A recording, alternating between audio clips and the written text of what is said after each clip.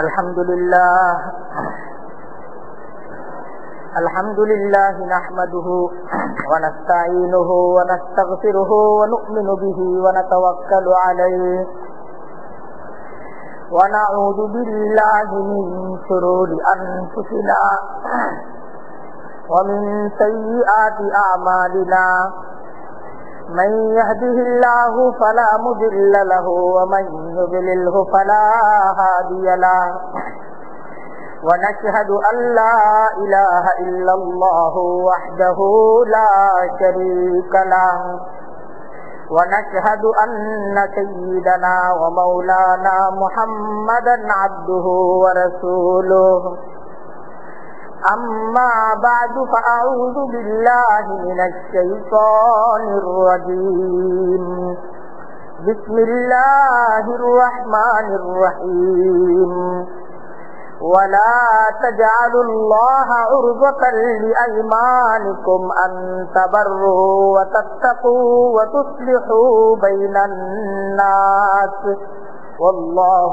سميع عليم لا يؤاخذكم الله باللغو في أيمانكم ولكن يؤاخذكم بما كسبت قلوبكم والله غفور حليم للذين يؤلون من نسائهم تربص 4 أشهر فإن فاءوا فإن الله غفور رحيم وإن عزموا الطلاق فإن الله سميع عليم صدق الله العظيم وصدق رسوله النبي الكريم ونحن على ذلك من الشاهدين والشاكرين والحمد لله رب العالمين سبحانك لا علم لنا إلا ما علمتنا إنك أنت العليم الحكيم আল্লাহ তাআলার দরবারে লাখো কোটি শুকরিয়া কোরআনে কারীমের তালিমের মজলিসে তিনি আমাদেরকে কিছুটা সময়ের জন্য একত্রিত হওয়ার তৌফিক দান করেছেন। দিল খুলে আল্লাহ তাআলার দরবারে সকলেই শুকরিয়া আদায় করে বলি আলহামদুলিল্লাহ। আজকে সূরা বাকারার 224তম আয়াত থেকে আমরা আমাদের আলোচনা শুনব।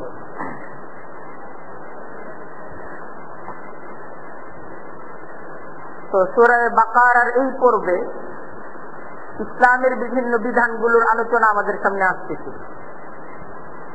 যে একজন মুসলমানকে তার প্রত্যেকটা কথাবার্তা, তার প্রত্যেকটা সিদ্ধান্ত এটা আসলে ইসলাম জেনে ইসলাম অনুযায়ী নিতে হবে। আল্লাহ তাআলা আমাদের কাছে এটাই চান, আমরা যেন যে কোনো ব্যাপারে সিদ্ধান্ত গ্রহণের ক্ষেত্রে আমরা আল্লাহ তাআলার বান্দা হিসেবে আল্লাহ তাআলার হুকুমটাকে প্রথমে জানার চেষ্টা করি, তারপর আল্লাহ তাআলার হুকুম অনুযায়ী যেন আমাদের জীবনের প্রত্যেকটা কাজ হয়। কারণ আমাদের জিন্দেগির প্রত্যেকটা কাজের জন্য আল্লাহ তাআলা আমাদেরকে পাকড়াও করবেন, আমাদেরকে ধরবেন এবং আমাদের প্রত্যেকটা কাজেরই কিন্তু একটা পরিণতি আছে। তো আজকে যে বিধানটা আসতেছে, সর্বপ্রথম কয়েকটা বিধান আসবে। সর্বপ্রথম যে বিধানটার আলোচনা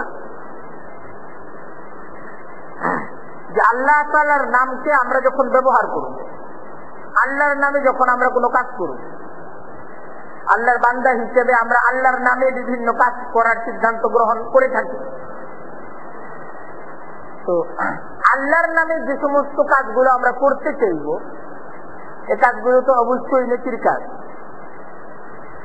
আমরা যে কোনো নেকির কাজ আমরা চিন্তা করবো যে আল্লাহর নামে করি, বেশি থেকে বেশি নেকি কিভাবে করতে পারি এবং নেক এবং কল্যাণকর কাজগুলোকে আল্লাহ তাআলার নামে করার ইচ্ছা করি আমরা, যেন আল্লাহ তাআলা এই সমস্ত কাজে আল্লাহ তাআলা সন্তুষ্ট হন। এটাই হওয়া উচিত। কিন্তু আল্লাহর নামের যদি অন্যায় ব্যবহার হয়, কোন ব্যক্তি যদি এমন সিদ্ধান্ত গ্রহণ করে যে এই কাজটা আমি করবো না, অথচ দেখা গেল এই কাজটা নেকির কাজ, কাজটা নেকির কাজ। তাহলে যে কোনো কল্যাণকর কাজ হলো আল্লাহর নামে, এটা করা চাই, অথচ সে আল্লাহর নামে নেক কাজ বাধা দিচ্ছে।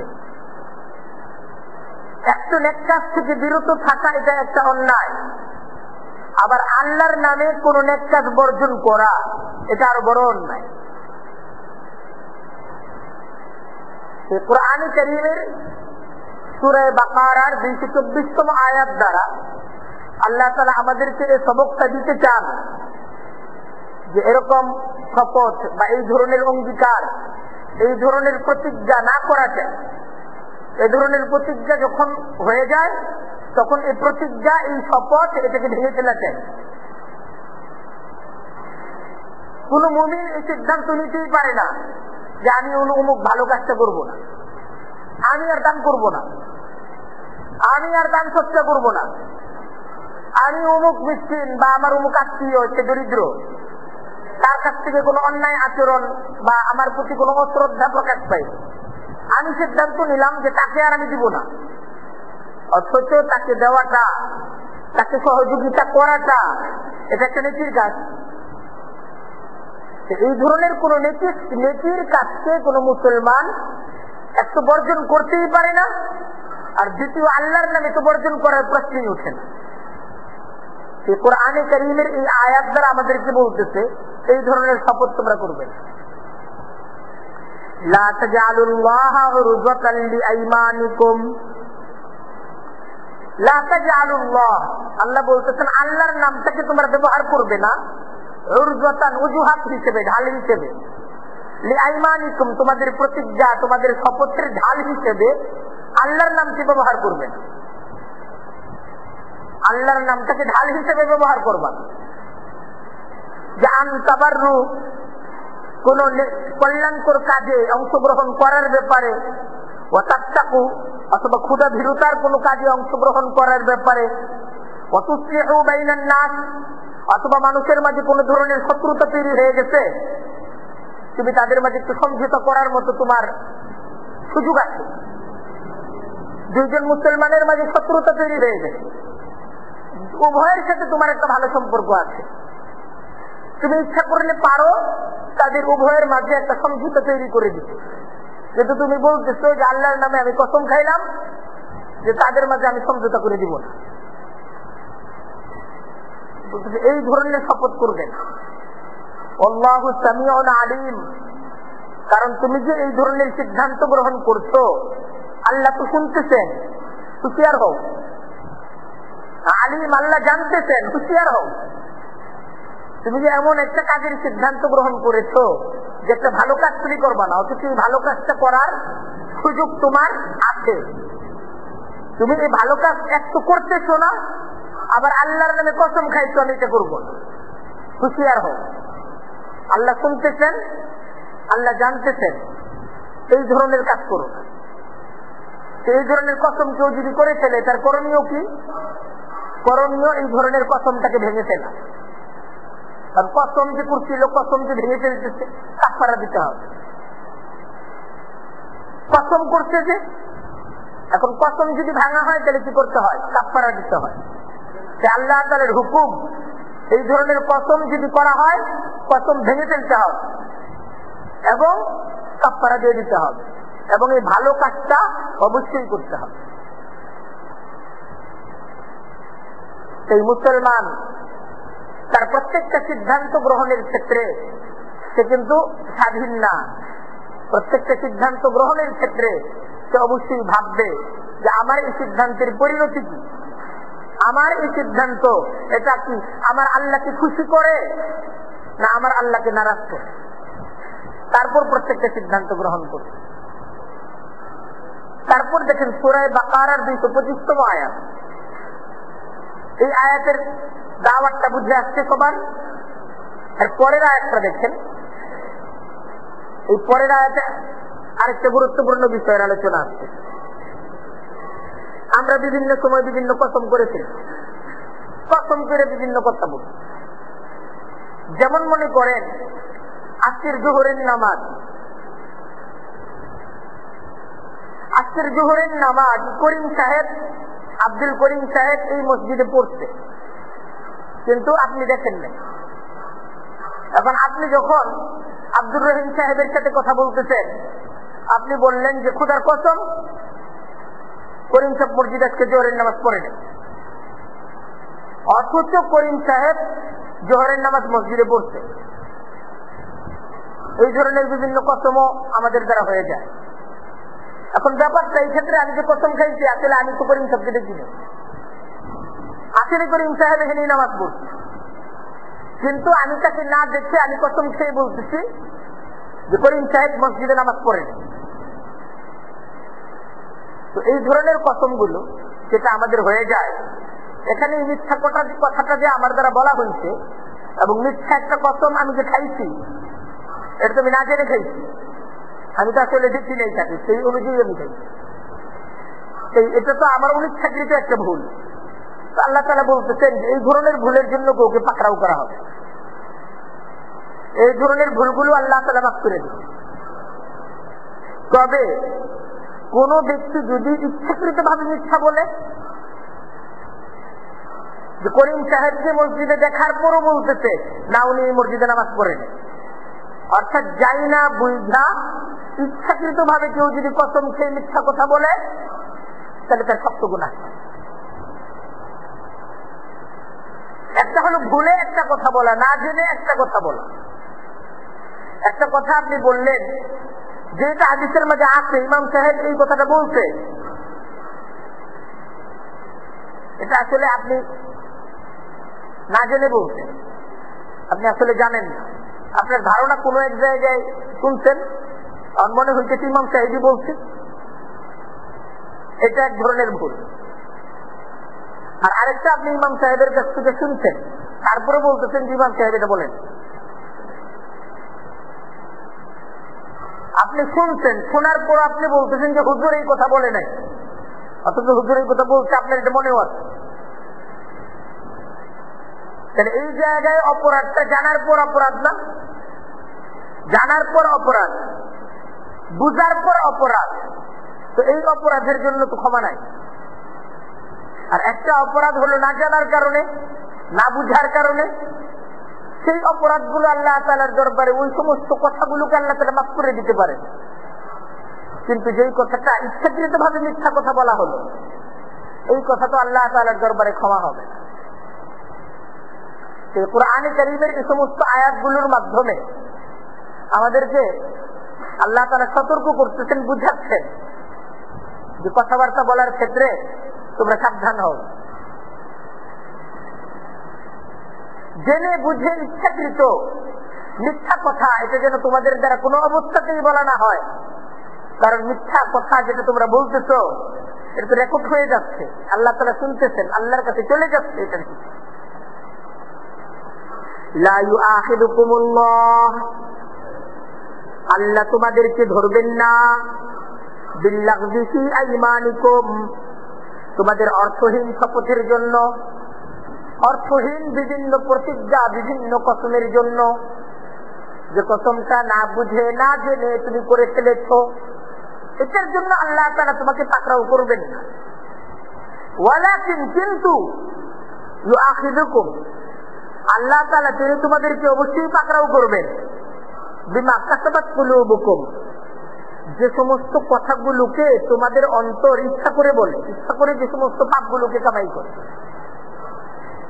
যেই পাপটা অনিচ্ছাকৃত হয়ে যায়, এই পাপটা আল্লাহ ক্ষমা করে দিতে পারেন। কিন্তু যে পাপটা ইচ্ছাকৃত ভাবে জেনে বুঝে যে পাপটা কামাই করা হয়, এই পাপ আল্লাহ তাআলার দরবারে ক্ষমা হবে না। আল্লাহু গফুর হালিম, বলতে আল্লাহ বড় ক্ষমাশীল, বড় সহনশীল। এজন্যই তো আল্লাহ তাআলা অনিচ্ছাকৃত যে পাপগুলো বান্দা করে থাকে, সে পাপগুলোকে আল্লাহ তাআলা ক্ষমা করে দেন।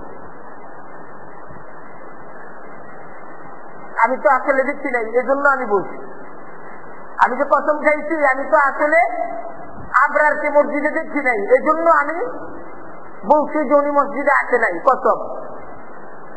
এটা এক ধরনের অপরাধ।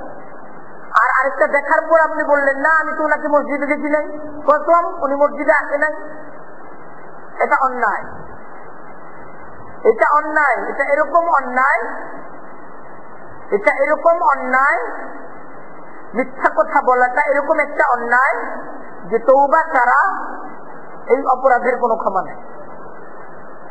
আর এই ধরনের অপরাধ একটা অপরাধে জাহান্নামে নিয়ে যাওয়ার জন্য যথেষ্ট। খুব সাবধান হওয়ার মতো বিষয়।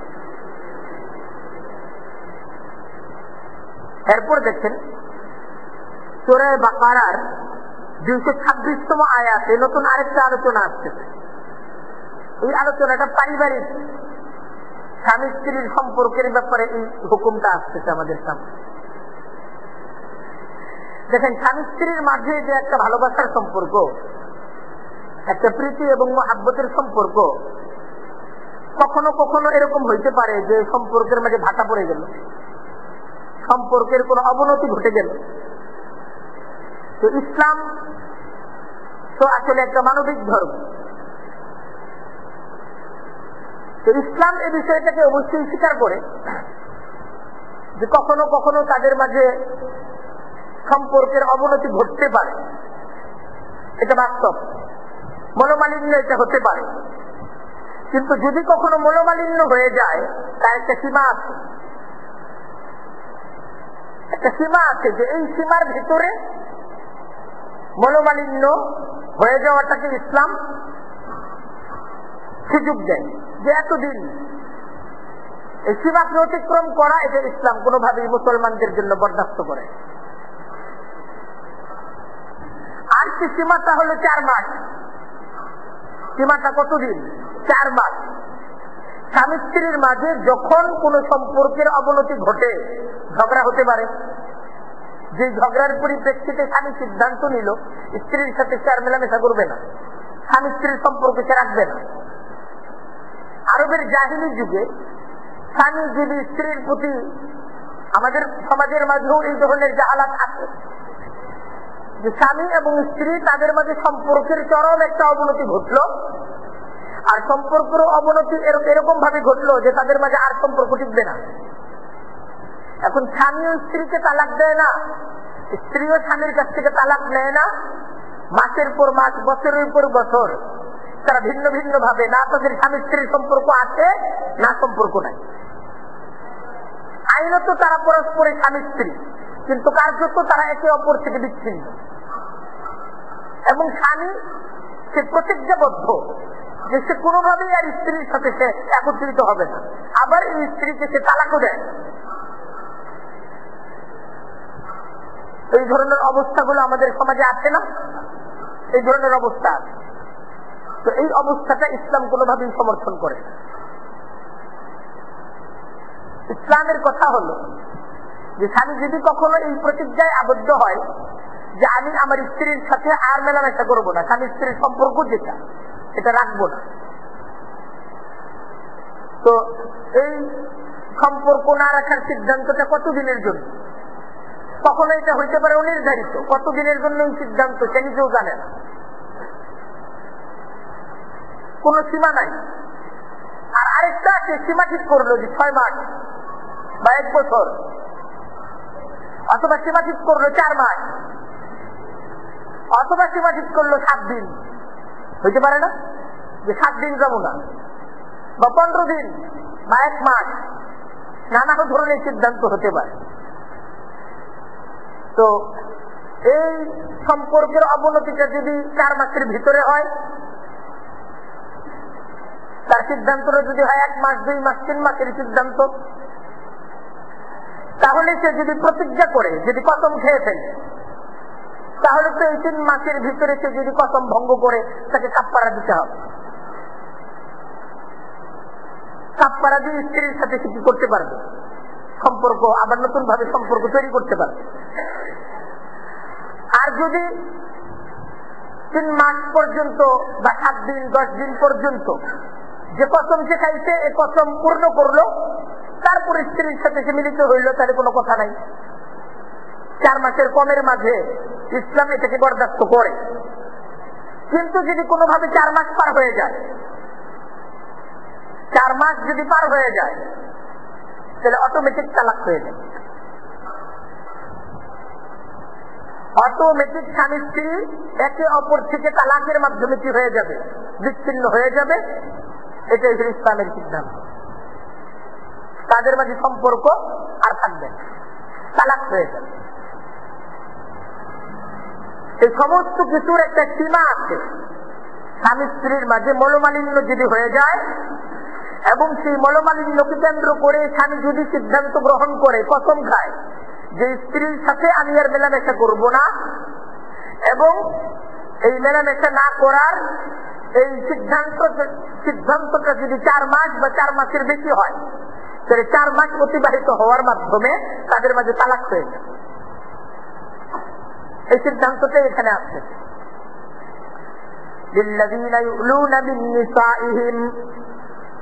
তো বলতেছে যারা তাদের নিজ স্ত্রীর সাথে ইলা করবে, এটাকে বলা হয় ইলা। এ ধরনের কসম, এ ধরনের প্রতিজ্ঞাকে ইসলামী পরিভাষায় ইলা বলা হয়। তো বলতেছে যারা তাদের স্ত্রীর সাথে ইলা করবে, তো এই ইলার মেয়াদ হলো তারাব্বুসু 4 আশহুর। এটার একটা মেয়াদ আল্লাহ তাআলা নির্ধারণ করে দিয়েছেন 4 মাস। আরবের জাহিলি যুগে বছরের পর বছর এমন ভাবে স্ত্রীদেরকে কার্যত বন্দী করে রাখা হতো। স্বামী তাকে অধিকারও দিত না, তালাকও দিত না। সে এই স্বামীর কাছ থেকে স্ত্রীর মর্যাদা পেত না, অন্য কোথাও বিবাহ বন্ধনেও সে আবদ্ধ হতে পারত না। এটা তো কঠিন নারীর উপর এক ধরনের নির্যাতন। ইসলাম ঠিক এই ধরনের নির্যাতন বা নির্যাতক আপনার আইন, কালচার, এটাকে ইসলাম সমর্থন করে না। ইসলাম এক্ষেত্রে একটা সীমা নির্ধারণ করে দিয়েছে। সেই সীমাটা হলো 4 মাসের সীমা, 4 মাস পর্যন্ত। যদি এই 4 মাস এই সময়ের মাঝে তারা যদি ফিরে আসে, স্বামী যদি তার স্ত্রীর কাছে ফিরে আসে, তার কসম, তার প্রতিজ্ঞা ভঙ্গ করে, আল্লাহ বড় ক্ষমাশীল, আল্লাহ এটাই চান যে তুমি ফিরে আসো। রাহিমুন, আল্লাহ অতিশয় দয়ালু।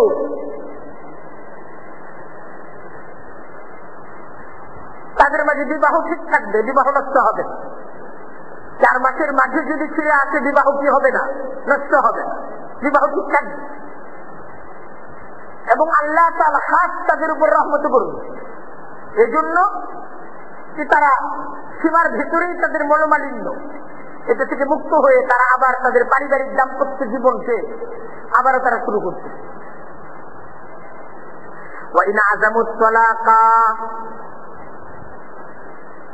আল্লাহ বলতেছেন, আর যদি তারা ইচ্ছা করে তালাক প্রদানের,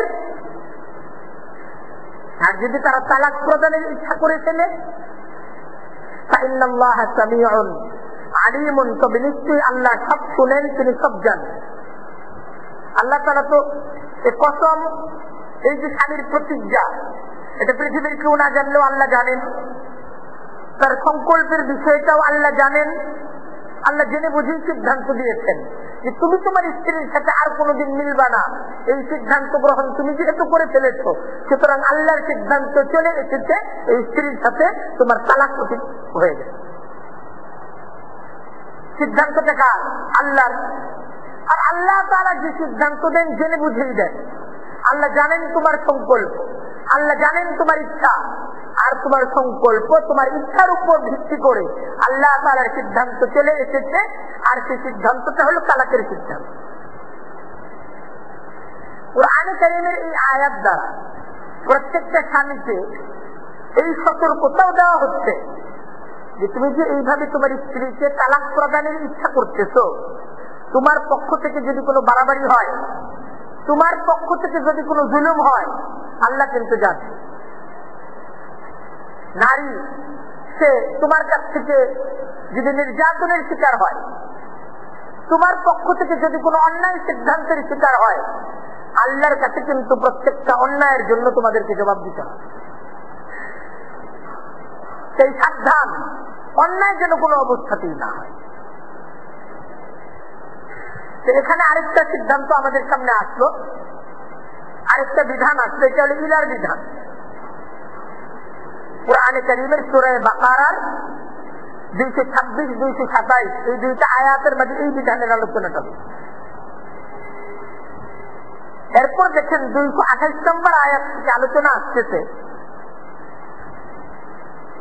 এই আলোচনাটা হলো যদি স্বামী যদি তার স্ত্রীকে তালাক দিয়ে দেয়, তালাক প্রাপ্ত স্ত্রী সে কতদিন কিভাবে ইদ্যত পালন করবে সেই হুকুমের আলোচনাটা আসতেছে।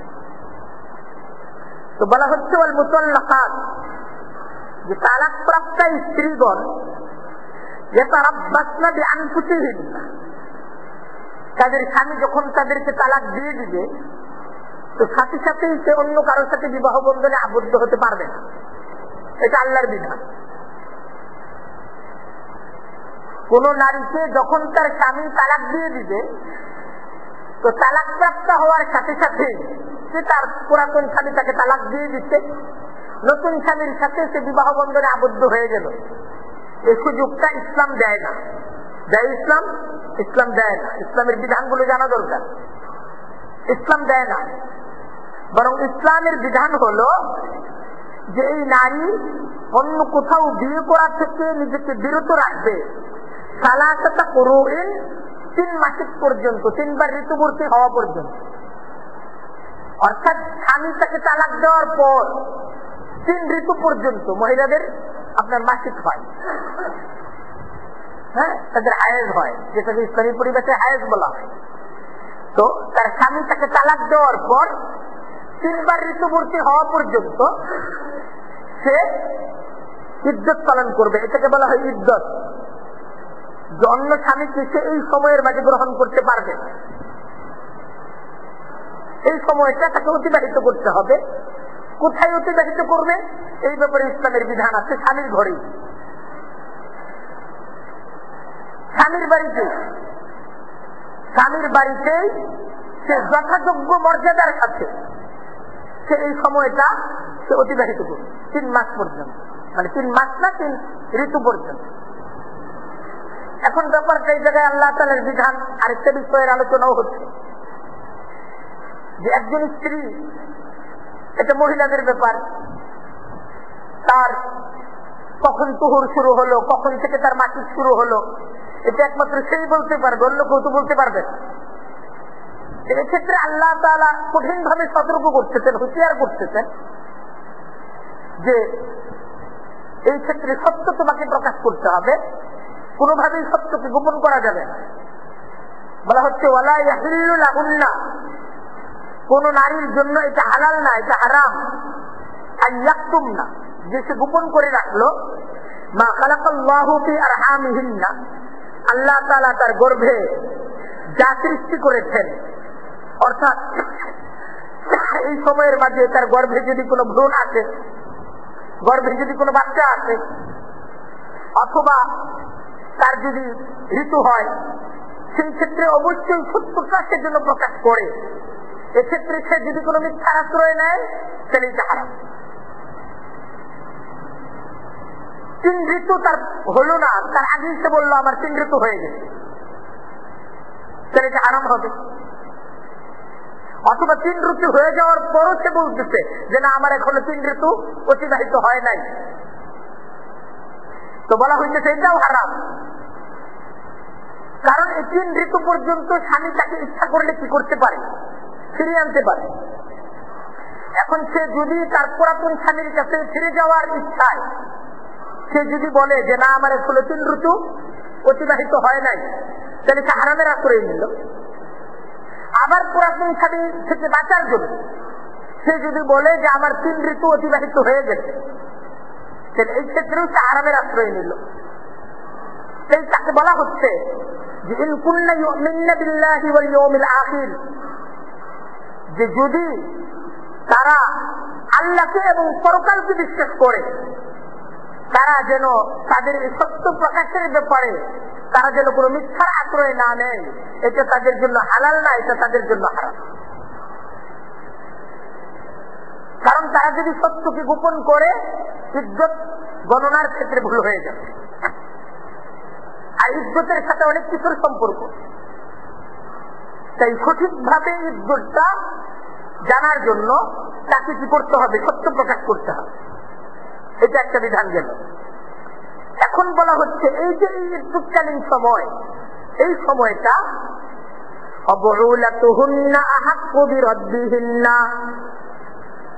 এই ইদ্যুৎকালীন সময়ে তাদের স্বামীরা তাদেরকে ফিরিয়ে নেওয়ার একটা অধিকার রাখে। এই ইদ্যুৎকালীন মেয়াদের মাঝে তাদের স্বামীরা তাদেরকে ফিরিয়ে নেওয়ার একটা অধিকার রাখে। আল্লাহ তাআলা বলতেছেন, কার বিধান? আল্লাহর বিধান। স্বামী তালাক দেওয়ার পরও স্বামী এই ইদ্যুৎকালীন সময়ে তার স্ত্রীকে ফিরিয়ে আনার একটা অধিকার রাখে। ইন আরাদু ইসলাহা, কখন অধিকার রাখে? আল্লাহ তাআলা বলতেছেন, যদি তারা চায় সমঝোতা, স্বামীরা যদি সমঝোতা চায়, তালাক দেওয়ার পর যদি স্বামীরা এটা বুঝতে পারে যে তালাক দেওয়াটা আমার ভুল হয়েছে, আমি আসলে সত্যি এই নারীকে নিয়ে ঘর সংসার করতে পারবো, এটা সে যদি বুঝে তাইলেই শুধু পারে। আর শুধুমাত্র এই নারীটাকে কষ্ট দেওয়ার জন্য, আবারও তাকে আরো কিছু নির্যাতন করার জন্য, যে তালাক দিয়ে আবার ফেরত আনলো কেন, যে ওরে আরো কিছুদিন তালাক দিলে তো শেষ হয়ে গেল, যে তাকে আরো কিছুদিন আমি ঘরে রাখতে চাই, তাকে কষ্ট দেওয়ার জন্য।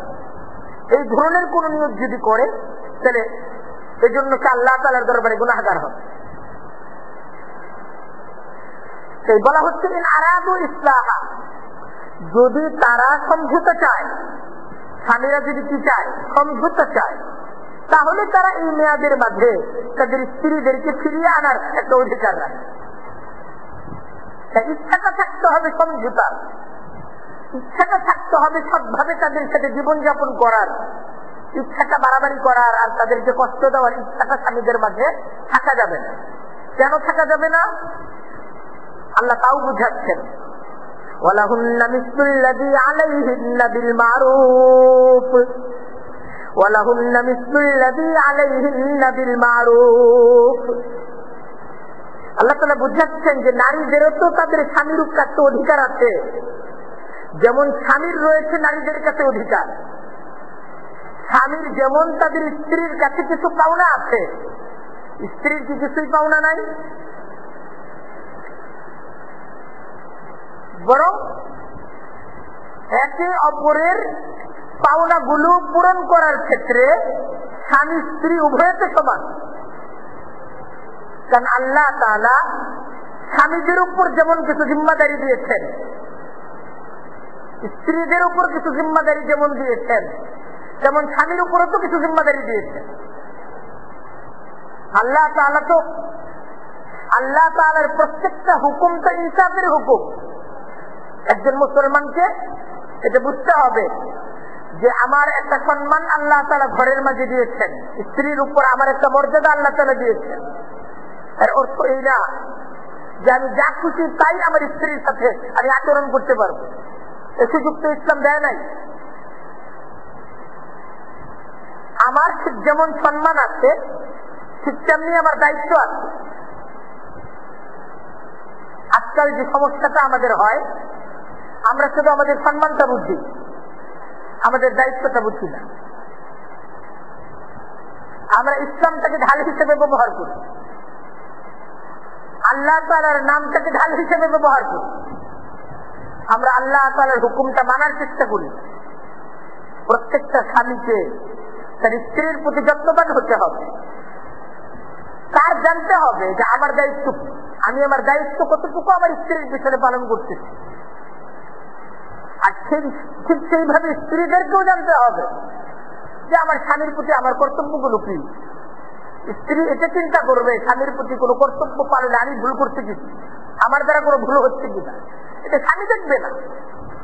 স্বামী এটা দেখবে না স্ত্রী তার জিম্মাদারি পালন করছে না করছে না, এটা স্বামী দেখবে না। আমি আমার জিম্মাদারি দেখবো যে আমি আমার জিম্মাদারি পালন করছি। হাদিসের মধ্যে নবী করিম সাল্লাল্লাহু আলাইহি ওয়াসাল্লাম সাহাবায়ে কেরামদেরকে ইরশাদ করতেছেন, এমন একটা যুগ আসবে মানুষ তোমাদের পাওনা এটা তোমাদের কাছ থেকে পূর্ণ বুঝে নিবে, তাদের নিজেদের পাওনা তোমাদের কাছ থেকে পূর্ণ বুঝে নিবে, কিন্তু তোমাদেরকে পাওনা দিবে না। সাহাবায়ে কেরাম আল্লাহর রাসূলের কাছে আরজ করলেন, আমরা তখন কি করব? আমরা কি আমাদের পাওনা আদায়ের জন্য তাদের সাথে লড়াই করব না? তো আল্লাহ রাসূল সাল্লাল্লাহু আলাইহি ওয়াসাল্লাম জবাব দিচ্ছেন, না, তোমরা তোমাদের পাওনা দিয়ে দিবা, আর তোমাদের পাওনা আল্লাহর কাছে দিবে।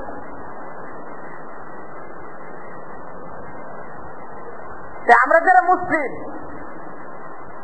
আমরা যারা আল্লাহর বান্দা, আমরা বিশ্বাস করি আমাদের জিন্দেগির প্রত্যেকটা কাজের জবাব আল্লাহর কাছে আমাদেরকে দিতে হবে। এটা কোনো ওয়াজ না, এটাই চূড়ান্ত। আমাদেরকে আমাদের কর্তব্য পূর্ণাঙ্গ ভাবে পালন করতে হবে। আমি কি পাচ্ছি কি পাচ্ছি না, এটা আমার আপনার দেখার বিষয় না। আমার চাওয়াটা আমি আল্লাহর কাছে চাই। আজকাল যেটা হয়, বিয়ের পরে আমি আমার স্ত্রীর কাছে অনেক কিছু আশা করি। সকাল থেকে সন্ধ্যা, সন্ধ্যা থেকে সকাল, আমার চাওয়ার শেষ নাই। আমি শুধু চাইতেই থাকি, চাইতেই থাকি, চাইতেই থাকি। আমি এটা মনে করি না যে আমারও কিছু দেওয়ার আছে। আমি যখন সকালবেলা ঘুম থেকে উঠি তখন মনে করি যে আমার চাওয়া, আরে সময় মতো এই কাজগুলো কেন তোমরা করছো না? কারণ আমি মনে করি যে সময় মতো সে শুধু মানে আমার চাহিদাগুলো পূরণ করবে। আমার সামনে যখন খাবারগুলো দিবে, ঠিক আমার মন, আমার মেজাজ মতো সমস্ত কিছু সামনে থাকবে। কোনো কিছুতে সামান্য পরিমাণ, তেল পরিমাণ অনিয়ম হওয়া যাবে। অনিয়মটা হওয়ার সাথে সাথে আমি ক্ষিপ্ত হয়ে উঠি, কেন যে আমার যে চাওয়া, এই চাওয়াটা পূরণ হয় না। আর আমার চাওয়া পূরণ করাই তো তোমার কাজ। এটা আমরা বলি, তোমার জিম্মাদারি কি, তোমার কাজ কি? আমরা মনে করি যে তোমার কাজ আমার চাওয়াকে পূরণ করা। এটা ভুল। আপনি যদি এটাই মনে করে থাকেন তাহলে আপনি ভুলের উপর আছেন, আপনি ইসলামকে ভুল বুঝতেছেন। একজন মুসলমান, ইসলাম একজন মুসলমানকে এটা শিক্ষা দেয় যে একজন মুসলমান তার চাওয়া, তার আশা একমাত্র করতে পারে আল্লাহর কাছে, আর অন্য কারো কাছে না। একজন মুসলমান তার স্ত্রীর কাছে তার কোনো চাওয়া পাওয়া নাই। আপনি যদি তাকে আপনার চাওয়া পাওয়ার সমস্ত কিছুর কেন্দ্রবিন্দু মনে করেন, তাহলে আপনি আপনার পারিবারিক জীবনে শান্তিতে নেই। আপনার পারিবারিক জিন্দগিতে আপনি অশান্তিতে, অশান্তির মাঝে আছেন। কারণ আপনি অনেক পাওয়ার পরও আপনি অতিরিক্ত, আপনি ভাবতেছেন কই আমার চাহিদাগুলো তো পূরণ হলো না। একটা সকাল, একটা দুপুর পর্যন্ত আপনার পিছনে একজন মানুষ তার মাথার ঘাম পায়ে ফেলে, তার সুস্থতা, অসুস্থতা, তার নিজের মানবিক সমস্ত চাহিদাগুলোকে দূর করে আপনার জন্য অনেক কিছু করার পরও আপনি তৃপ্ত না। এজন্য আপনার এখনের চাহিদাটা তো পূরণ হলো, অথচ সকাল থেকে আপনার যতগুলো চাহিদা ছিল প্রত্যেকটা চাহিদা পূরণ করেই দুপুরবেলা আপনার একটা চাহিদাকে পূরণ করতে ব্যর্থ হয়েছে, আর আপনি মনে করছেন আপনার কোনো চাহিদাই পূরণ হয়নি। এটা আমাদের একটা ভুল। আমরা চাই তো স্ত্রী স্বামীর কাছে চায়, স্বামী স্ত্রীর কাছে চায়, কিন্তু একজন মুসলমানকে এটা শিখতে হবে, কোরআন থেকে এটা শিখতে হবে যে একজন মুসলমান সে চাবে কার কাছে? আল্লাহর কাছে। অন্য কারো কাছে তার কোনো চাওয়া পাওয়া নাই। সে তার স্ত্রীকে দেওয়ার ফিকির করবে যে আমি দিচ্ছি, এটার ফিকির করবে। আমি দিয়ে যাচ্ছি, তার কাছে আমার কোনো চাহিদা নাই। আমাকে দিবেন কে? আল্লাহ দিবেন। আপনি যদি এই মন মানসিকতার উপর আপনার পারিবারিক জীবনটাকে গড়ে তুলেন, আপনি শান্তি পাবেন। কারণ আপনি যখন তার কাছে কিছুই চাচ্ছেন, তার মাঝে আপনি যখন দেখছেন সে আপনার বিভিন্ন চাহিদাগুলো পূরণ করছে, তখন তৃপ্তিতে, কৃতজ্ঞতায় আপনার মনটা ভরে উঠবে। কারণ আপনি তো তার কাছে চান নাই কিছু। আপনার স্ত্রীকেও এই শিক্ষায় গড়ে তোলে যে তোমাকে দেওয়ার কোনো ক্ষমতা আমার নাই, তুমি আল্লাহর কাছে চাও, আমার কাছে কোনো আশা করো। তখন স্বামী হিসেবে সামান্য যা আপনি তার সামনে উপস্থিত করবেন, কৃতজ্ঞতায় তার মন ভরে উঠবে। কারণ সে তো আপনার কাছে কোনো চাহিদা রাখবে না, সে চাহিদা রাখবে কার কাছে? আল্লাহর কাছে। আজকে আমরা চাচ্ছি, মানুষ মানুষের কাছে চাচ্ছি, স্বামী স্ত্রীর কাছে চাচ্ছে, স্ত্রী স্বামীর কাছে চাচ্ছে, সন্তান বাবা মার কাছে চাচ্ছে, বাবা মা সন্তানের কাছে চাচ্ছে। অথচ মুসলমান ইসলাম তাকে শিক্ষা দেয়, আল্লাহ তোমার কাছেই আমি চাই। চাই কার কাছে? চাই তোমার কাছেই চাই, তোমারই ইবাদত করি, তোমার কাছেই চাই। এটা আমাদেরকে শিখতে হবে। স্ত্রীর কাছে কোনো চাওয়া পাওয়া নাই। আছে কোনো চাওয়া পাওয়া? আরে আছে নাকি? চাওয়া পাওয়া কার কাছে? আল্লাহর কাছে। আপনি এটা মনে করেন যে আমি তার কাছে কিছু চাই না, আমি চাই কার কাছে? আল্লাহর কাছে। তারপর দেখবেন আপনার স্ত্রীর সামান্য ভালোবাসা, তার ছোট ছোট বিভিন্ন কাজগুলো আপনার কাছে তখন ভালো লাগতে শুরু হয়েছে। আপনি দেখবেন সে আপনার জন্য অনেক কিছু করছে। আপনার জীবনের মাঝে শান্তি আসবে, আপনার পারিবারিক জীবনটা তখন সুন্দর হবে। আপনি যখন স্ত্রীর কাছে সমস্ত চাওয়া পাওয়াকে কোরবানি করে দিন, যে তার কাছে আমার কোনো চাওয়া পাওয়া নেই। হ্যাঁ, আপনি এটা ভাবেন যে আপনার দেওয়ার কিছু আছে, আপনি তাকে দিবেন কি? ইসলাম আমাদেরকে এটা শিক্ষা দিচ্ছে যে কষ্ট দিও না তাদেরকে। কষ্ট দেওয়ার জন্য তাদের সাথে সংসার না, তাদের সাথে সংসার হলো তাদেরকে সুরক্ষার জন্য, তাদেরকে কিছু দেওয়ার জন্য তাদের সাথে সংসার। স্ত্রীর সাথে সংসারটা স্ত্রীর কাছ থেকে পাওয়ার জন্য না, স্ত্রীর সাথে সংসার স্ত্রীকে দেওয়ার জন্য। কোরআনে কারীমের মাঝে খুব সুন্দর সুন্দর বিভিন্ন আলোচনাগুলো বিভিন্ন আয়াতের মাঝে পাওয়া যায়। যেমন যে সমস্ত নারীদেরকে পুরুষরা বিয়ে করে, কোরআন এ সমস্ত নারীদেরকে বলেছে মুহসানাত। দেখেন, হিসন শব্দের অর্থে দুর্গ, মুহসানাত শব্দের অর্থে সুরক্ষিত। অর্থাৎ আপনি যে নারীটাকে বিয়ে করে নিয়ে আসবেন, এর অর্থ আপনি তাকে সুরক্ষিত করেছেন। যেমন যেন আপনি তাকে দুর্গের মাঝে আপনি তাকে হেফাজত করলেন, চতুর্দিকে শত্রু। কিন্তু বিয়ের মাধ্যমে এই নারী সে একটা দুর্গের মাঝে প্রবেশ করবে, একটা দুর্গের মাঝে, একটা ক্যাম্পের মাঝে আপনি তাকে নিয়ে আসলেন। এখন সমস্ত শত্রুদের আক্রমণ থেকে সে নিরাপদ, তাকে নিরাপত্তা দিচ্ছে কে? একজন নারীকে যে আপনি বিয়ে করে আনলেন তাকে সুরক্ষিত রাখার জন্য, তার ঈমানকে সুরক্ষিত রাখার জন্য,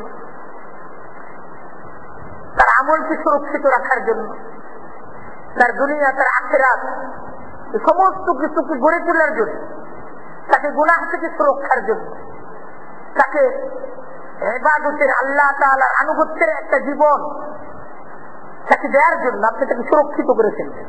এখন আপনি তার জিম্মাদার, তার হেফাজতের জিম্মাদার, তার ইমানের হেফাজত আপনার দায়িত্ব, তার চারিত্রিক হেফাজত এটা আপনার দায়িত্ব। এক কথায় বলতে গেলে তার যত প্রয়োজন, সমস্ত প্রয়োজন আপনি তাকে হেফাজত করে সমস্ত প্রয়োজনগুলোকে বাহির থেকে আপনি তার পূরণ করতে থাকবেন। এটা ইসলামের শিক্ষা। এই বিয়েটা শুধুই তার কাছ থেকে পাওয়ার জন্য না, আনন্দ আর ফুর্তির জন্য না। ইসলামের বিয়েটা এটা নতুন কিছু দেওয়ার জন্য, সমাজকে, রাষ্ট্রকে, পরিবারকে, নিজের নতুন একটা জীবনকে শুরু করার জন্য। যে জীবনটা খেলতামাশার জীবন না, একটা জিম্মাদারির জীবন। আপনি বিয়ে করলেন তো খেলা শুরু করলেন তা না, আপনি জিম্মাদার হয়ে গেলেন, আপনি দায়িত্ব পালন শুরু করলেন।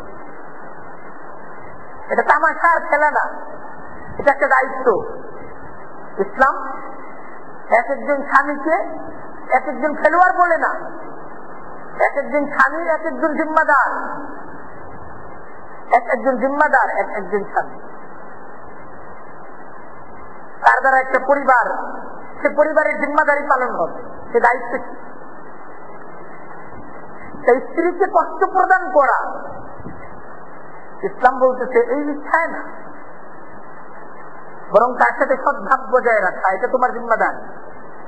ওয়ালাহুন্না মিসলুল্লাযী আলাইহিন্না বিল মারুফ, স্ত্রীর কাছে কিন্তু স্বামীর রয়েছে অধিকার, স্ত্রীর কিন্তু স্বামীর কাছে অধিকার আছে, পাওয়ার আছে অনেক কিছু।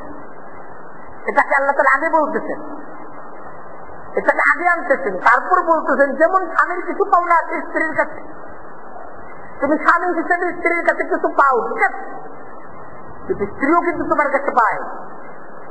স্ত্রীর পাওনাটাকে আগে আলোচনা করা হয়েছে, তারপর বলা হয়েছে তোমারও তো পাওনা আছে। তুমি যখন যেহেতু সংসারের তুমি কর্তা, তুমি তোমার দেওয়ার ফিকিরটাকে সামনে আনো। তুমি যেহেতু কর্তা, তুমি তোমার দেওয়াটাকে এটাকে তুমি অগ্রগামী করো। ওয়ালিররিজালি আলাইহিন্না দারাজাত, এটাও পরিষ্কার করে দেওয়া হচ্ছে। আর পুরুষের রয়েছে নারীদের উপর বিশেষ মর্যাদা, বিশেষ মর্যাদা তার পুরুষের নারীর উপর। এই জিম্মাদারিটাও পুরুষকেই বিশেষভাবে পালন করতে হবে। আর পুরুষের বিশেষ মর্যাদাটা কার দেয়া? আল্লাহর দেয়া। আর আল্লাহ যেহেতু সকলের উপর ক্ষমতাশীল, তিনি তো একজনকে আরেকজনের উপর মর্যাদা দেওয়ার একটা ক্ষমতা রাখেন।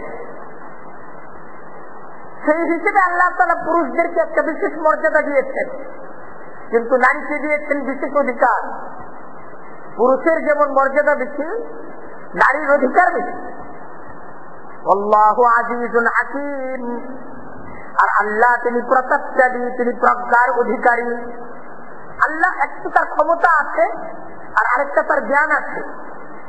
যেহেতু তার ক্ষমতা আছে, তিনি পুরুষকে বিশেষ মর্যাদা দান করেছেন, আর যে মর্যাদা তিনি দিয়েছেন বুঝে শুনেই দিয়েছেন। আল্লাহ তাআলার এই সিদ্ধান্ত ভুল না, বরং এটাই সঠিক সিদ্ধান্ত। দেখেন, এই পর্যন্ত যে আলোচনা গেল, এই আলোচনার মাঝে দুইটা কথা আমাদের মনে রাখতে হবে। একটা হলো যে স্বামী যখন তার স্ত্রীকে তালাক দিয়ে দেয়, এই তালাক প্রাপ্ত স্ত্রী তালাক প্রাপ্ত হওয়ার পর সে 3 ঋতু পর্যন্ত সে একটা ইজ্জত পালন করবে, এবং এই ইজ্জতের মাঝে স্বামী সে যদি ইচ্ছা করে তার সাথে আবার সৎভাবে জীবনযাপন করবে, সে তার স্ত্রীকে ফিরিয়ে আনতে পারে।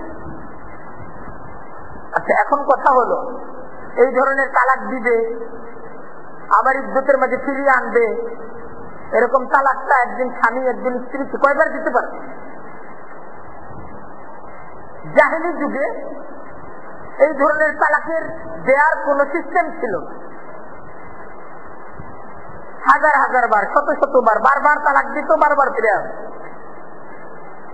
ইসলাম এক্ষেত্রে একটা বিধান দিয়েছে যে না, এটা খেলা তামাশা না।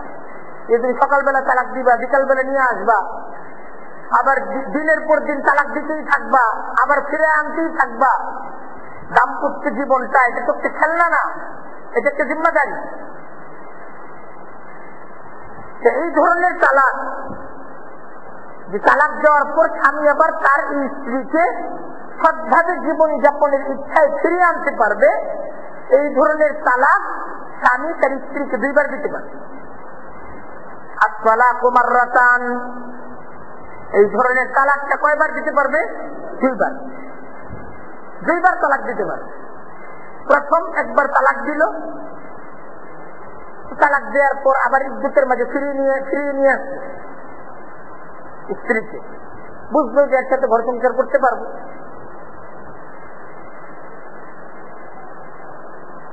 তো ইসলাম বলতেছে এই সুযোগ আছে, দ্বিতীয়বারও এই সুযোগ আছে। ফাইমসাকুম বিমারুফিন আও তাসরিহুম বিইহসান, এই যে 2 বার তুমি তোমার স্ত্রীকে তালাক দিলে, প্রথমবার তালাক দিলে আবার ফিরিয়ে আনলে, আবার তালাক দিলে আবার ফিরিয়ে আনলে, এই সুযোগ আছে। অতঃপর ইমসাক বিমারুফ, ন্যায়সঙ্গত ভাবে তাকে রেখে দিবে, আবার তার সাথে সৎভাবে জীবনযাপন করবে। আও তাসরিহুম বিইহসান, অথবা সৎভাবে তাকে বিদায় জানাবে। এই তালাকের মাধ্যমে তাকে যে বিদায় জানাবে, বিদায়টাও সৎভাবে জানাইতে হবে, অন্যায় ভাবে যা বেরিয়ে যা এমন ভাবে বিদায় জানানো যাবে। এতদিন ঘর সংসার করার পর এখন এই সংসারটা টিকছে না, সৎভাবে সুন্দর ভাবে এই সংসারটাকে তোমরা পৃথক করে নাও। এখন আরেকটা বিধান আসতেছে যে স্বামী এবং স্ত্রী তারা যখন বিবাহ বন্ধনে আবদ্ধ হয়েছিল তখন স্বামী স্ত্রীকে মোহর দিচ্ছে না, 5 লাখ 10 লাখ টাকা মোহর দিচ্ছে। এখন এই বিবাহ যখন টিকছে না, এই মোহরটাকে ফিরিয়ে নিতে পারবে? আল্লাহ তাআলা বিধান জানিয়ে দিচ্ছেন, ওয়ালা ইয়াহিল্লু লাকুম, তোমাদের জন্য এটা হালাল না, হারাম। আন তাকুযু মিম্মা আতাইতুমুহুন্না শাইআন, তোমরা তাদেরকে যে মোহর দিয়েছো তা থেকে কিছু ফিরিয়ে নেওয়া, কোনো কিছু ফেরত নেওয়া, এটা তোমাদের জন্য হালাল না, এটা হারাম। তালাক পৃথকতা, এটা যেটা হয়ে যাচ্ছে এখন, এটা এখন হয়ে যাচ্ছে, কিন্তু ইতিপূর্বে তুমি তাকে স্ত্রী হিসেবে যা কিছু দিয়েছ এটাকে এখন এই তালাক দেওয়ার পর ওটাকে ফিরিয়ে নেওয়া যাবে না। ওইটা যেটা হাদিয়া দিয়ে দেওয়া হয়েছে ওইটা দিয়ে দেওয়া হয়েছে, ওইটাকে ফিরিয়ে আনা হালাল না, হারাম। ব্যাপারটা সবার বুঝে আসলো? মোহর এটা দিয়ে দিতে হবে। কোন মোহর যদি অনাদায়ী থাকে, 5 লাখ টাকা মোহর ছিল, 2 লাখ টাকা দেওয়া হয়েছে, 3 লাখ টাকা এখনো দেওয়া হয় নাই, তো তালাক হওয়ার সাথে সাথে এই মোহরটাও কি করতে হবে? দিয়ে দিতে হবে। এই মোহরটা এটাকে আটকিয়ে রাখা যাবে না, এটা হালাল না, এটা হারাম। তবে একটা ব্যাপার আসছে, ইল্লা আন ইয়াখাফা আল্লা ইউকিমা হুদুদাল্লাহ, তবে যদি তারা উভয়ে ভয় করে, স্বামীও ভয় করছে স্ত্রীও ভয় করছে, আল্লাহ ইউকিমা হুদুদাল্লাহ, যে তারা আল্লাহ তাআলার বিধানকে কায়েম রাখতে পারবে। স্বামী যদি তার স্ত্রীকে এজন্য তালাক দেয় যে স্ত্রীর কাছ থেকে সে এমন কোন আচরণ পাইল যে এর সাথে যদি সংসার করি আল্লাহর হুকুম নষ্ট হবে, আল্লাহর হুকুম নষ্ট হবে, আমার নামাজ নষ্ট হবে, ইবাদত বন্দেগী নষ্ট হবে, বাজে মেয়ে, নাস্তিক মেয়ে, নামাজ রোজা ইবাদত বন্দেগী পছন্দ করে না, আমি আল্লাহ তাআলার বিধান অনুযায়ী চলি, এটাকে কি করে না, এটাকে সে পছন্দ করে না, এমন নারী যদি হয় তাহলে এই ক্ষেত্রে ব্যাপারটা ভিন্ন। ব্যাপারটা ভিন্ন কি? এই ভিন্ন বিধানটা আসতেছে, আল্লাহ ইউকিমা হুদুদাল্লাহ, যদি তোমরা ভয় করো আল্লাহর বিধানকে তোমরা উভয়ে কায়েম রাখতে পারবে না, একসাথে সংসার করলে আল্লাহর দিন ঠিক থাকবে না, দিন নষ্ট হয়ে যাবে। ফালা জুনাহা আলাইহিমা ফীমা ইফতাদাত বি, স্ত্রী এরকম চিন্তা করতে পারে যে এই স্বামীর সাথে যদি সংসার করি তাহলে আমার পর্দা পুষ্টিটা নষ্ট হবে। স্বামী নেশা করে, স্বামী আমাকে বেপরদায় চলতে বলে, তার বন্ধু বান্ধবদের সাথে দেখা করতে বলে, এই স্বামীর সাথে সংসার আমার দিনের জন্য ক্ষতিকর। তাহলে স্ত্রী এটা পারে যে সে স্বামী তাকে মোহর হিসেবে যা দিয়েছিল তার স্বামীকে ফেরত দিয়ে স্বামীর কাছ থেকে সে তাকে ছাড়িয়ে নিবে, খোলা করে নিবে, এটাকে বলা হয় ইসলামের দৃষ্টিতে খোলা। অথবা স্বামী স্ত্রীকে বলতে পারে যে এত টাকা যদি দিয়ে দাও তাহলে আমি তোমার তালাক দিয়ে দিই, আমি তোমাকে তোমার সাথে সংসার করবো না, আমার এই টাকাটা দিয়ে দাও, আমি তোমার তালাক দিয়ে দিই। কিন্তু স্ত্রী তালাক দিয়ে টাকাটা দিয়ে দিলে স্বামী তাকে কি করতে পারবে? তালাক দিয়ে দিতে পারবে। এই সমস্ত ক্ষেত্রে স্বামী পারে স্ত্রীর কাছ থেকে টাকা কি করতে নিতে, শুধুমাত্র এই সমস্ত ক্ষেত্রে, সর্বক্ষেত্রে। তিলকা হুদুদুল্লাহ, দেখেন বলা হচ্ছে এগুলো আল্লাহর বিধান, এই বিদ্যুতের বিধান, তালাকের বিধান, এই সমস্ত বিধানগুলো, এই সমস্ত নিয়ম নীতিগুলো কার? আল্লাহ নিজেই বলতেছেন এগুলো আমার বিধান। ফালা তা'তাদুহা, তোমরা আমার এই সমস্ত বিধানগুলোকে লঙ্ঘন করো না, যেভাবে দিছি ওইভাবে পালন করো। আমার বিধানটা আমি যেইভাবে দিছি এইভাবে পালন করো, এইভাবে এটা পালন করতে হবে, চূড়ান্ত। ওমান ইয়াতাআদ্দা হুদুদাল্লাহ, যে ব্যক্তি আল্লাহ তাআলার নির্ধারিত সীমাকে অতিক্রম করে, ফাউলাইকা হুমুজ জালিমুন, আল্লাহ বলতেছেন তারা জালেম। আল্লাহর বিধানকে যারা নষ্ট করে, আল্লাহর বিধানকে যারা লঙ্ঘন করে, আল্লাহ পরিষ্কার বলতেছেন এরা জালেম, এরা অন্যায়কারী। আল্লাহর বিধান কি আসলো? যে স্বামী তার স্ত্রীকে তালাক দেওয়ার পর আবার যদি তার সাথে সংসার করতে চায় তাহলে তাকে ফিরিয়ে নিতে পারবে, আর যদি সংসার করতে না চায় তাহলে তাকে সবভাবে তার বাপের বাড়িতে পাঠায়, তার আত্মীয় স্বজনের কাছে তাকে পাঠায়, আর মোহর হিসেবে যা ধার্য ছিল এটা তাকে দিয়ে দিবে। এটাই আল্লাহর বিধান। আর এইভাবে স্বামী এবং স্ত্রী পরস্পরকে, মানে স্বামী তার স্ত্রীকে 2 বার তালাক দিতে পারবে। কয়বার? 2 বার তালাক দিতে পারবে। এখন বলা হচ্ছে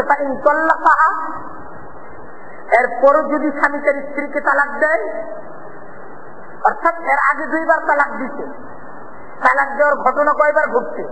2 বার ঘটছে। এখন 3য়-বার তালাক দেওয়ার ঘটনা ঘটতেছে। এই স্ত্রীর সাথে এই অভিজ্ঞতার এটা কি 3য়-বার। প্রথমবার স্ত্রীকে তালাক দিতে, আবার বুঝছে যে না, এর সাথে সংসার করি, কিছুদিন পরে দেখা গেছে না, এর সাথে সংসার করা সম্ভব না, আবারও তাকে তালাক দিচ্ছে, আবারও তাকে ফিরে আনছে, এখন আবার 3য়-বার তাকে তালাক দিচ্ছে, এখন তো আবার ফিরে আনতে পারবে? দেখেন বলা হচ্ছে ফালা তাহিল্লু লাহু, স্বামীর জন্য হালাল না হারাম, মিন বাদু বলতেছে এরপর স্বামীর জন্য হারাম এই স্ত্রীকে সে আবার ফিরিয়ে আনতে পারবে না। 3 তালাক যদি দিয়ে দেয়, তালাক যদি কয়টা হয়ে যায়? 3টা। প্রথম তালাক, 2য় তালাকের পর স্ত্রীকে ফিরিয়ে আনা যায়, কিন্তু 3য় তালাক যদি দিয়ে দেয় তাহলে এই স্ত্রী তার স্বামীর জন্য চিরতরে হারাম হয়ে যায়, একদম হারাম হয়ে যায়। এই স্ত্রীকে আর ফিরিয়ে আনা যায় না, কার বিধান? আল্লাহর বিধান। তবে হাত্তা তানকিহা যাওজান গায়রা, যদি এই স্ত্রীকে অন্য কোন স্বামী বিয়ে করে, অন্য কোন স্বামীর সাথে এই স্ত্রীর যদি পরবর্তীতে বিয়ে হয়, তখন এই স্বামীর ইদ্যত পালন করার পর অন্য কোন স্বামী তাকে দেখতে, তাকে পছন্দ হয়েছে, তার সাথে বিয়ে হয়েছে, এই স্ত্রী ওই স্বামীর সংসারও করতে পারে না, অতঃপর সেই স্বামীও তাকে তালাক দিয়ে দিচ্ছে।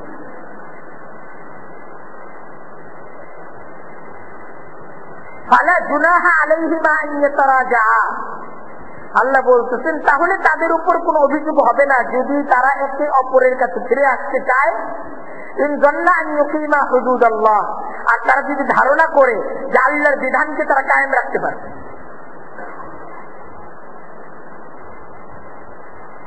এই স্ত্রী অপর স্বামীর ঘরে সংসার করে সেখান থেকেও তালাক প্রাপ্ত হয়েছে। এখন এই স্ত্রীর অনেক ধরনের অভিজ্ঞতা, এই অভিজ্ঞতার পর সে বুঝতে পারছে আমার পুরাতন স্বামীর কাছে আমি ফিরে যেতে পারবো এবং আমরা আবার আল্লাহ তাআলার বিধান অনুযায়ী ঘর সংসার করতে পারবো। এটা যদি বুঝে এবং তারা যদি আবার সংসার করতে চায়, বলা হচ্ছে তাহলে আবারও তাদেরকে ইসলাম সুযোগ দেয় যে তোমরা আবার পরস্পরের সাথে একতাবদ্ধ হয়ে আবার সংসার জীবন শুরু করতে পারো।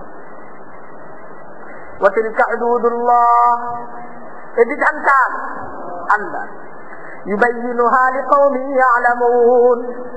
আল্লাহ বলছেন এই বিধান আল্লাহ তাআলা তিনি এই বিধানগুলোকে সুস্পষ্ট ভাবে বর্ণনা করছেন তাদের জন্য, লিকাউমিন ইয়ালামুন, যারা জানে, যারা জ্ঞানবান, যারা জ্ঞানী, যারা জ্ঞান অর্জন করে তাদের। এখন এখানে একটা বিষয় কিন্তু চলে আসলো যে 3 তালাক যদি হয়ে যায় তাহলে এই স্বামী তার এই স্ত্রীর সাথে আর সংসার করতে পারে না। তবে একটা পদ্ধতি ইসলাম দিচ্ছে যে এই স্ত্রীর যদি অন্য কোন স্বামীর সাথে বিয়ে হয় এবং অন্য কোন স্বামীর সাথে সংসার হয়, সেখান থেকে সে যদি তালাক প্রাপ্ত হয়, তারপর সে যদি তার এই পুরাতন স্বামীর কাছে ফিরে আসতে চায় তাহলে সুযোগ আছে। এর অর্থ কি এই যে ইসলাম এখন বলতেছে যে তোমরা আবার একত্রিত সংসার করতে পারবা, তুমি আরেকজনের সাথে বিয়ে বইছা, তার কাছ থেকে তালাক নিয়ে আবার এখানে আসো। মাঝখানের বিয়েটা শুধুই একটা তামাশার বিয়ে হবে, সংসার করার জন্য বিয়ে হবে না। ইসলাম কি এটা বলতেছে? ইসলাম এটা বলতেছে। এরকম কেউ যদি করে যে আমরা সংসার করবো না, শুধুই বিয়ে করলাম, এই বিয়ের উদ্দেশ্যে একবার আমরা পরস্পরের সাথে মিলিত হব, এই ধরনের বিয়ে হারাম, পরিষ্কার জানে। কেউ যদি কোনো নারীকে এই জন্য বিয়ে করে যে বিয়ে করলাম, এক দুইবার আমরা মিলিত হব, তারপর আবার তালাক দিয়ে দিব, এই ধরনের বিয়ে ইসলামে কি হারাম। এই ধরনের বিয়ে করা যায় না। যে করবে, যারা দিবে, সকলের উপর আল্লাহর অভিশাপ। আল্লাহ রাসূল সাল্লাল্লাহু আলাইহি ওয়াসাল্লামের হাদিস আছে। আসলে ইসলাম এই ধরনের তামাশার বিয়েকে সমর্থন করে না। সত্যিকার অর্থেই তার বিয়ে হবে। তার আর পুরাতন স্বামীর কাছে ফিরে যাওয়ার বিধান ইসলাম দেয় না। ইসলাম দেয় যে তোমরা অনেকবার তোমাদের মাঝে অভিজ্ঞতা হয়েছে, তোমাদের এই দাম্পত্য সম্পর্ক টিকে না, তিনবার অভিজ্ঞতার পর তোমাদের মাঝে আর সম্পর্কের প্রয়োজন নাই, তুমি অন্য জায়গায় সংসার করো, তুমি অন্য জায়গায় সংসার করো। এখন এই নারী অন্য জায়গায় সংসার করতে গিয়েও ব্যর্থ হয়ে তার যখন বুঝে আসলো যে না, আসলে আমার মাঝেই ত্রুটি, কারণ আমি তো আরেকজনের সাথে সংসার করতে পারি না। এখন পুরাতন স্বামী সেই আসলে আমার ভালো ছিল, আমি তার কাছে ফিরে যেতে পারি, তার কাছে ফিরে যেয়ে আমি সৎভাবে জীবনযাপন করব, তাহলেই শুধুমাত্র ইসলাম সুযোগ দেয়, ঠিক আছে তুমি তোমার পুরাতন স্বামীর কাছে ফিরে আসো। আমাদের সমাজে ইসলাম সম্পর্কে আমাদের এই মুসলিম সোসাইটির ধারণা না থাকার কারণ স্বামী স্ত্রীর মাঝে সম্পর্কের অবনতি ঘটতে পারে, তালাকের পরিস্থিতি আসতে পারে। সেক্ষেত্রে তালাক দেওয়ার ক্ষেত্রে আসলে সিস্টেমটা কি, এটাও তো মুসলমানদের জানা দরকার। আজকে কয়জন মুসলিম সন্তান, কয়জন মুসলিম স্বামী জানে যে আসলে তালাক দেওয়ার পদ্ধতি? তারা এক কথায় 3 তালাক দিয়ে দেয়। এটা অন্যায়, এটা অন্যায়। ইসলামের হুকুম তো তুমি একবার তালাক দাও, তুমি দেখো তাকে, এতদিন তার সাথে সংসার হলো, তুমি তাকে দেখো কিছুদিন, প্রথম তালাক দাও। আর প্রথম তালাকের পরও যদি স্বামী চিন্তা করে না তার সাথে সংসার করবো না, তাহলে তাকে ইজ্জতের পরিষ্কার বিদায়, তুমি অন্য কোথাও বিয়ে করে নাও।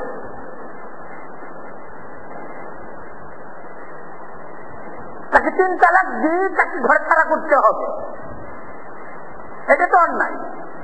ঘর ছাড়া করার জন্য তার সাথে সংসার তুমি করবে না, এর জন্য 1 তালাকই তো যথেষ্ট। আপনি যদি আপনার স্ত্রীর সাথে সংসার করতে না চান, 1 তালাকই তো যথেষ্ট। আপনি 1 তালাক দিয়ে তাকে বিদায় করে দিতে পারেন, তাকে আপনি ফিরিয়ে আনলেন না। আপনি যদি তাকে ফিরিয়ে না আনেন, তাহলে তো 1 তালাকের ইজ্জত পালনের মাধ্যমেই সে বাইন হয়ে যাবে, এবং স্ত্রী অন্য কোন স্বামীর সাথে বিবাহ করতে পারবে। তার স্বামী তাকে 1 তালাক দিয়েছে, 1 তালাক, তো অন্য জায়গায় বিবাহ বন্ধনে আবদ্ধ হতে পারবে, কোনো অসুবিধা নেই। আপনি তাকে কেন 3 তালাক দিবেন? কিন্তু আপনি যখন তাকে 3 তালাক দিলেন, তখন তো 3 তালাকই পতিত হবে। আর 3 তালাক যদি কোন স্বামী তার স্ত্রীকে দেয়, সেক্ষেত্রে পরিষ্কার আল্লাহর হুকুম, এখন এই স্বামীর সাথে সে আর বিবাহ বন্ধনে আবদ্ধ হতে পারবে, পরিষ্কার হুকুমে চলছে।